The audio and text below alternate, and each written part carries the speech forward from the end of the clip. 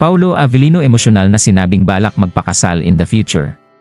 Tila niyanig ni Paulo Avellino ang online world dahil sa sinabi nitong gusto niyang magpaksal in the future. Ayon sa pahayag ng aktor, mas gusto niyang maranasan ng kanyang abaing minamahal ang isang simple, ngunit madamdamin na kasal.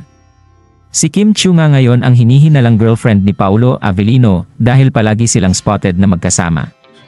Alam naman ng mga tao na hindi lang for work ang kanilang pagkikita dahil kahit noon pa man na hindi sila magkatrabaho ay mahilig na talaga ang dalawa sa exercise at paggawa ng mga fitness lifestyle.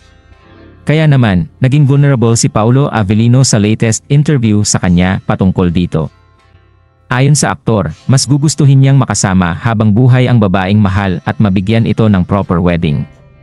Once in a lifetime lang di umano kasi ito mangyari at hindi ito maibabalik. Iba din ang feels kapag nabasbasan kayong dalawa sa simbahan at mas mapapagbuti ang kanilang pagsasama. Medyo naiyak nga si Paulo Avellino sa sinabi dahil hindi niya ma-explain kung ano ang saya na dala ng pagbanggit ng salitang kasal. Isa nga sa nagpapasaya ngayon kay Paulo Avellino ay ang pagtatrabaho kasama si Kim Chiu. May napansin din ang mga tao na nakapaligid kay Paulo Avellino at Kim Chiu.